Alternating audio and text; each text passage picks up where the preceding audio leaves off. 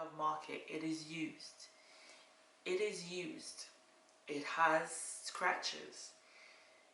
It has a smell. It's not as beautiful, but yet the price is equivalent to a new one.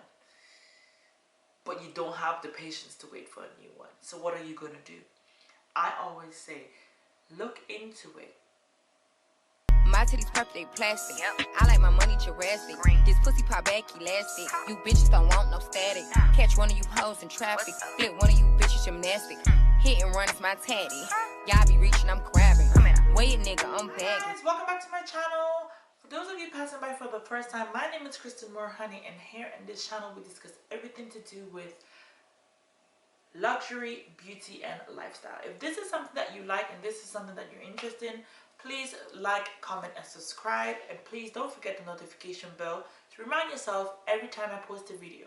So far, I am now posting twice a week. Every Thursdays and Sundays, you expect a new video from me. So let's just keep it moving, keep the positive vibes going. The love and support is amazing. Thank you guys so much. Now, with no further ado, let's get right into it. Today I'm discussing my first Birkin 30, and it was actually from the pre-loved market. We're going to touch a bit of base on how I feel about the pre-loved market.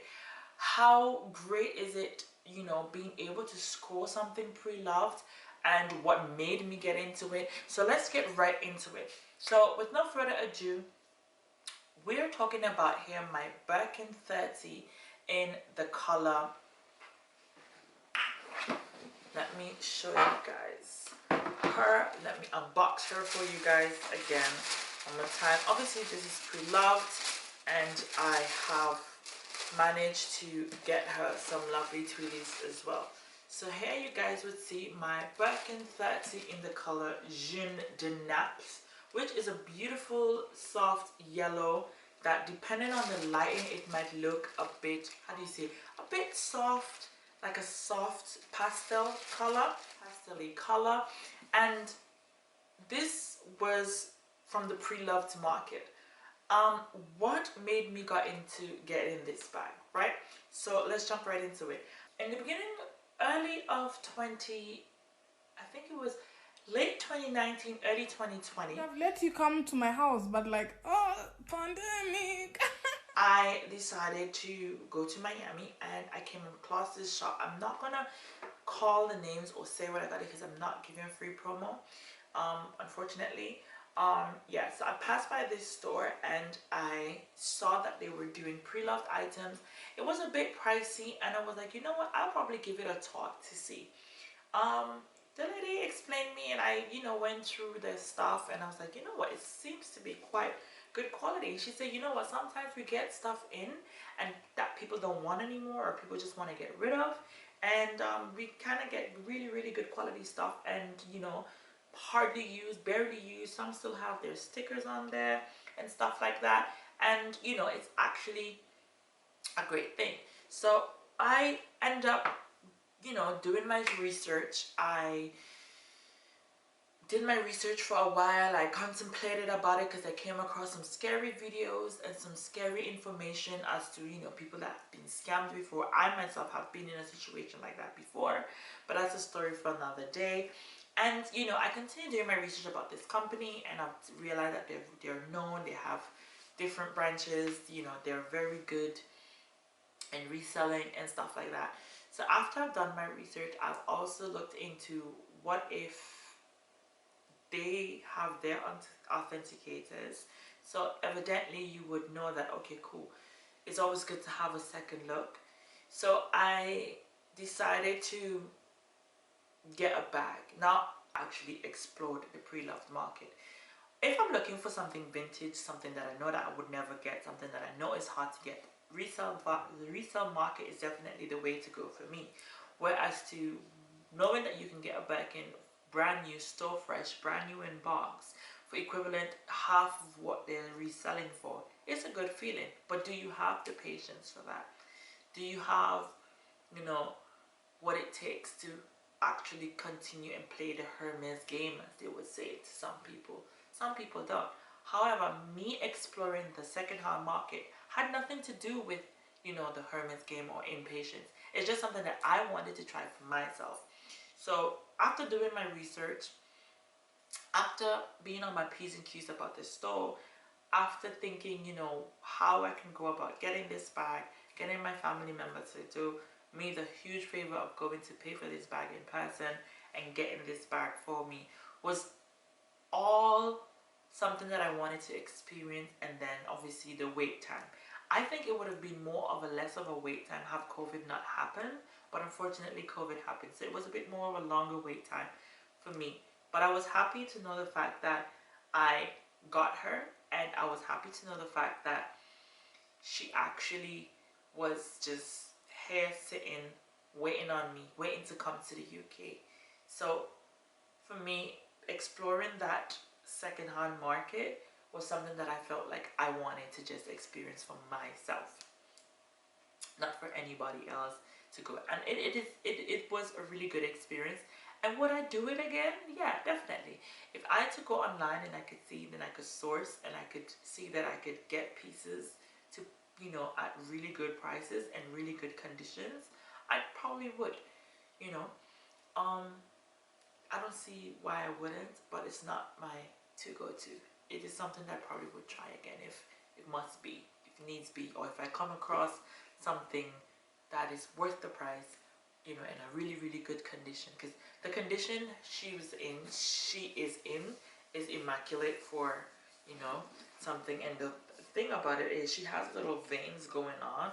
You can't really see her because a lot of lights are on her, but she have a little veins. Bear you in mind, I didn't have no color in mind.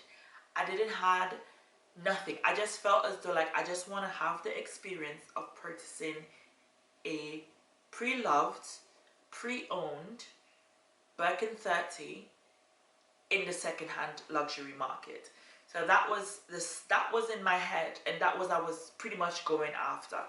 So I got online, start looking and stuff like that, and then I came across this item, this specific bag, and when I came across it, something stood out to me: the color, the price.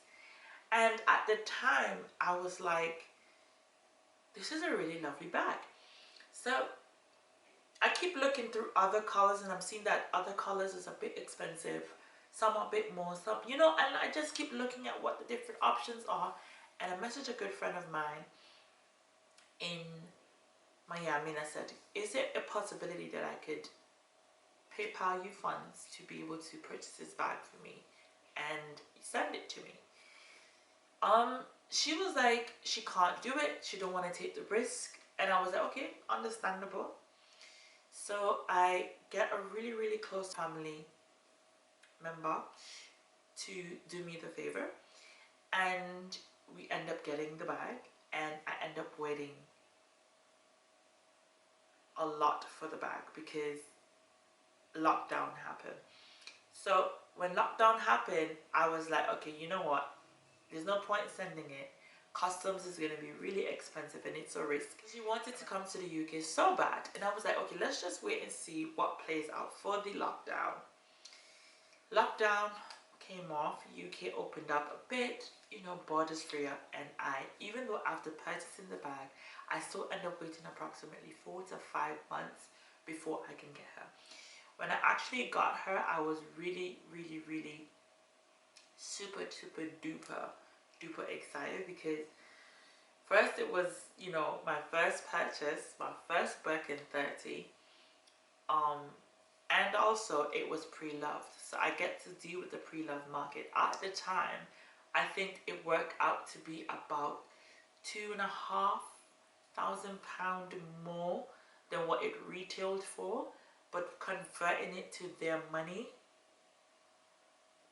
I think I ended up spending in total, as you guys know, I don't really like speaking money, I think it costed me about £3 grand more than what it would have officially cost me, if I'm not mistaken.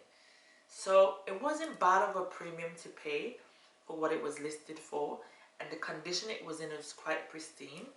So I was thinking, how could I go about getting an authentication again? So what the first thing that I've done is I contacted a company here in the UK and I asked them if they can do the authentication for me. They agreed. I paid for them to do an authentication for me.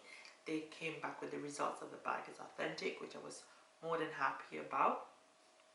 And always, you know, just to have that peace of mind that your item that you've purchased is authentic. Even though knowing you purchased it from a store, I have a receipt, I could still get a refund, you know. So it wasn't more I'm worried because I bought it from someone. It was just for me to have a double check and just have a peace of mind.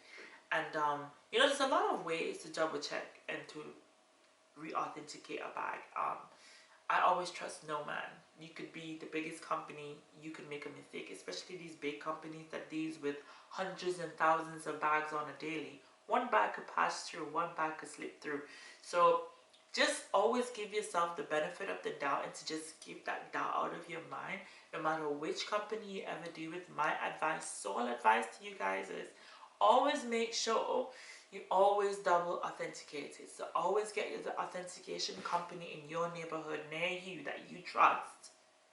Keyword here is trust, to authenticate it for you again within the time frame of you being able to return the item as well in case something is wrong.